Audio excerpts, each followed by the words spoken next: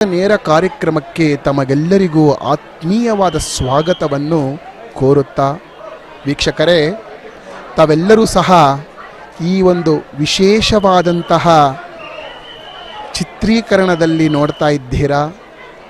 ಸಾಕ್ಷಾತ್ ಪರಮಾತ್ಮನ ಕಿರೀಟವನ್ನು ಅಲ್ಲಿನ ಅಧಿಕಾರಿಗಳು, ಪಂಡಿತರು, ಋತ್ವಿಕರು, ಭಕ್ತಾದಿಗಳು ಎಲ್ಲರೂ ಸೇರಿ ಆ ಕಿರೀಟವನ್ನು ತೆಗೆಯುತ್ತಿದ್ದಾರೆ. ಆ ಶ್ರೀಗಳ ಆಭರಣವನ್ನು ತಾವೆಲ್ಲರೂ ಸಹ ಈ ನೇರ ದೃಶ್ಯಾವಳಿಗಳಲ್ಲಿ ವೀಕ್ಷಿಸುತ್ತಿದ್ದೀರಾ.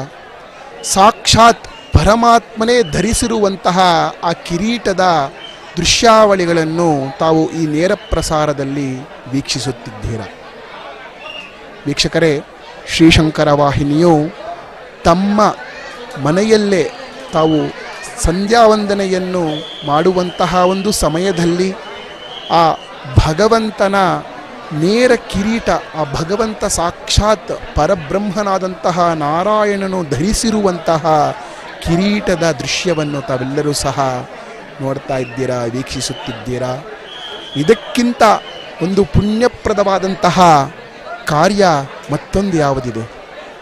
ಆ ಭಗವಂತ ಧರಿಸಿರುವಂತಹ ಆ ಕಿರೀಟವನ್ನು ವೀಕ್ಷಣೆ ಮಾಡುವಂತಹ ಇನ್ನೊಂದು ಈ ಕಲಿಯುಗದ ಭೂಲೋಕದಲ್ಲಿ ನಾವೆಲ್ಲರೂ ಇರುವಾಗ ಆ ಒಂದು ಪರಬ್ರಹ್ಮನಾದಂತಹ ಮಹಾವಿಷ್ಣು ಧರಿಸಿದ ಕಿರೀಟವನ್ನು, ವಜ್ರ ಖಚಿತವಾದಂತಹ ಕಿರೀಟವನ್ನು ನಾವೆಲ್ಲರೂ ಸಹ ನೋಡ್ತಾ ಇದ್ದೀರಿ.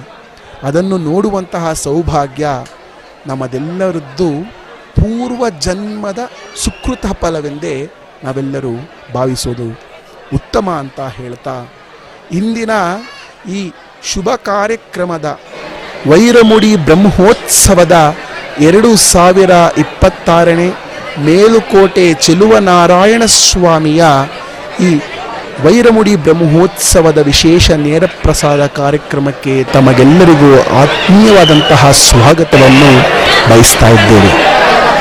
ವೀಕ್ಷಕರೇ, ತಾವೆಲ್ಲರೂ ಸಹ ಆ ದೃಶ್ಯಾವಳಿಗಳಲ್ಲಿ ನೋಡ್ತಾ ಇದ್ದೀರಾ. ಕಲಿಯುಗದಲ್ಲಿ ಆ ಭಗವಂತನ ಒಂದು ಕೃಪೆಗೆ ಪಾತ್ರರಾಗಬೇಕೆಂದರೆ ಯಜ್ಞ ಯಾಗಾದಿಗಳು, ಜಪ ತಪವನ್ನೇ ಮಾಡಬೇಕು ಅಂತ ಇಲ್ಲ. ಕೇವಲ ನಾರಾಯಣ ಸ್ಮರಣೆಯನ್ನು ಮಾಡಿದರೆ ಸಾಕು, ಆ ಭಗವಂತನ ನಾಮ ಸಂಕೀರ್ತನೆಯನ್ನು ಮಾಡಿದರೆ ಸಾಕು, ಆ ಭಗವಂತನಿಗೆ ಒಂದು ಪುಷ್ಪವನ್ನು ಅರ್ಪಿಸಿದರೆ ಸಾಕು, ಆ ಭಗವಂತನಿಗೆ ನಾವು ಮನಃಪೂರ್ವಕವಾಗಿ ಭಕ್ತಿಯನ್ನು ಸಮರ್ಪಿಸಿದರೆ ಸಾಕು, ಆ ಭಗವಂತ ನಮ್ಮ ಕಾಮನೆಗಳನ್ನು ಈಡೇರಿಸುತ್ತಾನೆ, ಕಷ್ಟ ಕಾರ್ಪಣ್ಯಗಳನ್ನು ತೀರಿಸುತ್ತಾನೆ. ಅದೇ ರೀತಿಯಾಗಿ ಇಡೀ ವಿಶ್ವಕ್ಕೆ, ಲೋಕಕ್ಕೆ ಆ ಭಗವಂತ ಎಲ್ಲರನ್ನೂ ಸಹ ಕರುಣಿಸ್ತಾನೆ. ವೀಕ್ಷಕರೇ, ಈ ಒಂದು ವಜ್ರ ಖಚಿತವಾದಂತಹ ಈ ಕಿರೀಟವನ್ನು ಈಗಿನ ಒಂದು ಸಮಯದಲ್ಲಿ ಭದ್ರತೆ ಪಡಿಸೋದು ಬಹಳಷ್ಟು ಕಷ್ಟ.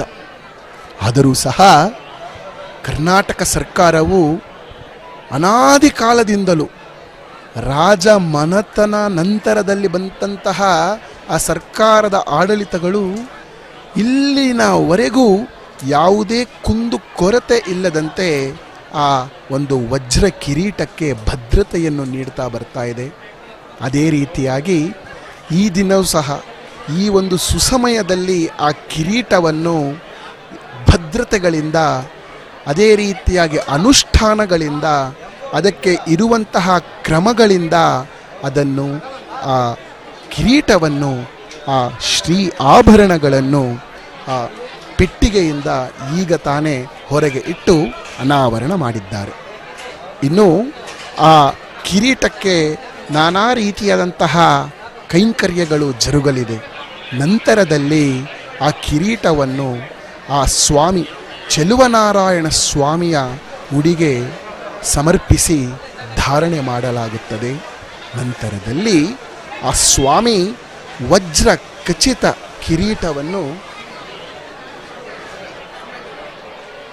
ಖಚಿತ ಕಿರೀಟವನ್ನು ಧಾರಣೆ ಮಾಡಿ ನಂತರದಲ್ಲಿ ಆ ಭಗವಂತ ಇಲ್ಲಿ ಬಂದಿರುವಂತಹ ಲಕ್ಷಾಂತರ ಭಕ್ತರಿಗೆ ತನ್ನ ದರ್ಶನವನ್ನು ನೀಡ್ತಾನೆ.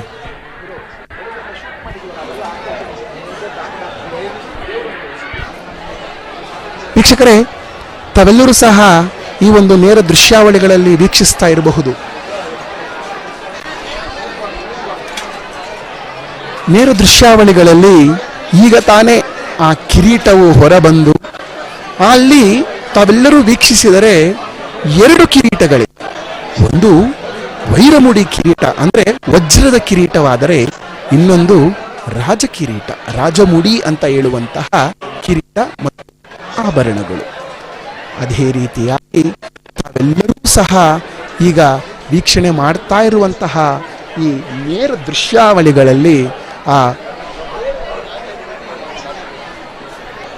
ದೃಶ್ಯಾವಳಿಗಳಲ್ಲಿ ತಾವೆಲ್ಲರೂ ಸಹ ವೀಕ್ಷಣೆ ಮಾಡ್ತಾ ಇದ್ದೀರಾ. ಈಗ ಯತಿರಾಜ ಮಠದ ಸ್ವಾಮಿಗಳು ಈಗ ಅಲ್ಲಿ ಬರುವಂತಹ ಒಂದು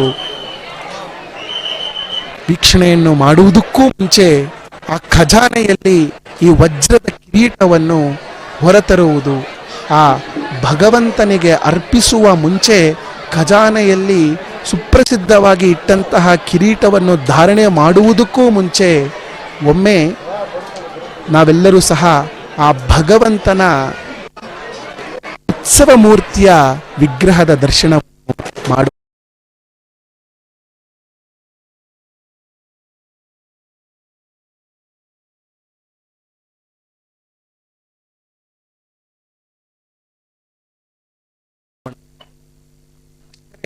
ತಾವೆಲ್ಲರೂ ದೃಶ್ಯಾವಳಿಗಳಲ್ಲಿ ವೀಕ್ಷಿಸ್ತಾ ಇರಬಹುದು.